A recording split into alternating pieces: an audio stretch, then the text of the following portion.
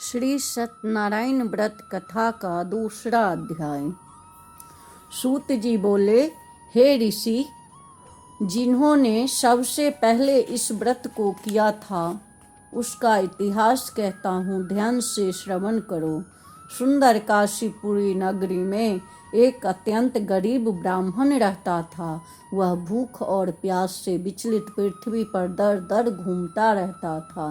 ब्राह्मणों से प्रेम भाव रखने वाले श्री भगवान ने ब्राह्मण को दुखी देखकर एक बूढ़े ब्राह्मण का रूप धारण किया और उसके पास जाकर आदर के साथ पूछा, हे विप्र, आप अत्यंत दुखी होकर इस पृथ्वी पर क्यों घूमते हो? हे श्रेष्ठ ब्राह्मण, यह सब मुझसे कहो, मैं सुनना चाहता हूँ। ब्राह्मण बोला, मैं एक निर्धन ब्राह्मण हूँ, भिक्षा के लिए पृथ्वी पर फिरता हूँ। हे भगवान, यदि आप इससे छुटकारा पाने का कोई उपाय जानते हैं तो कृपा करके बताइए। वृद्ध ब्राह्मण बोला, घोर कलयुग में श्री सत्यनारायण भगवान मनवांछित फल देने वाले हैं, इसीलिए हे ब्राह्मण, उनका पूजन कर। इसके करने से मनुष्य सब दुखों से मुक्त होता है। ब्राह्मण को व्रत का सारा विधान बतलाकर बूढ़े ब्राह्मण का रूप धारण करने वाले श्री सत्यनारायण भगवान अंतर ध्यान हो गए। जिस व्रत को वृद्ध ब्राह्मण ने बतलाया, मैं उसको अवश्य करूँगा। यह निश्चय करने पर उस ब्राह्मण को रात भर नींद नहीं आई।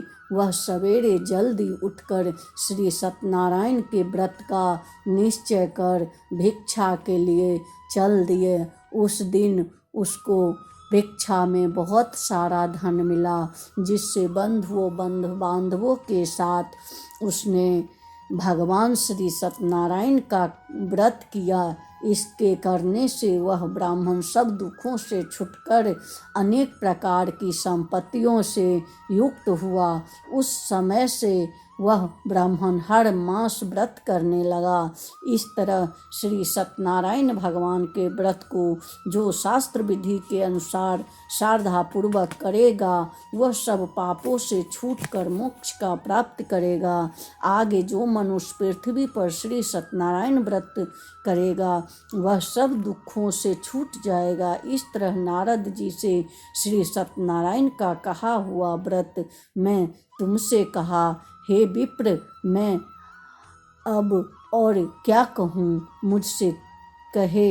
ऋषि बोले, हे मुनीश्वर, संसार में इस ब्राह्मण से सुनकर किस किस ब्राह्मण ने इस व्रत को किया, हम वह सब सुनना चाहते हैं, इसलिए हमारे मन में श्रद्धा है। सूत जी बोले, हे मुनियों, जिसने इस व्रत को किया वह सब सुनो।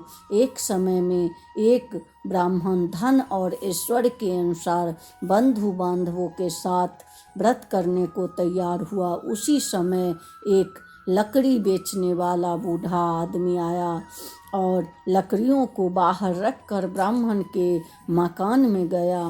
प्यास से दुखी लकड़हारा उनको व्रत करते देखकर ब्राह्मण को नमस्कार कर कहने लगा कि आप यह क्या कर रहे हैं और इसके करने से क्या फल मिलता है, कृपा करके मुझसे कहो।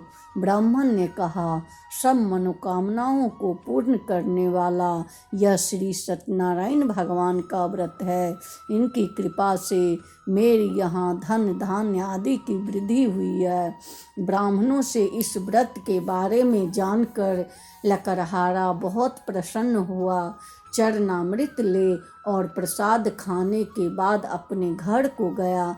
लकड़हारे ने अपने मन में इस प्रकार का संकल्प किया कि आज शाम में लकड़ी बेचने से जो धन मिलेगा उसी से भगवान सत्यनारायण का उत्तम व्रत करूँगा। यह मन में विचार कर वह बूढ़ा आदमी लकड़हारा लकड़ियाँ अपने सिर पर रखकर जिस नगर में धनवान लोग रहते थे वह ऐसे नगर में गया। उस रोज वहाँ पर उसे उन लकड़ियों का दाम पहले दिनों से 4 गुना मिला। तब वह बूढ़ा लकड़हारा दाम ले और अति प्रसन्न होकर पके केले की फली, शक्कर, घी, दूध, दही और गेहूं का चूर्ण इत्यादि श्री सत्यनारायण भगवान के व्रत की कुल सामग्रियों को लेकर अपने घर गया। फिर उसने अपने बंधु बांधवों को बुलाकर विधि के साथ श्री भगवान जी का पूजन और व्रत किया। उस व्रत के प्रभाव से वह बूढ़ा लकड़हारा धन पुत्र आदि से युक्त हुआ और संसार के समस्त सुखों को भोग कर वैकुंठ को चला गया। दूसरा अध्याय समाप्त।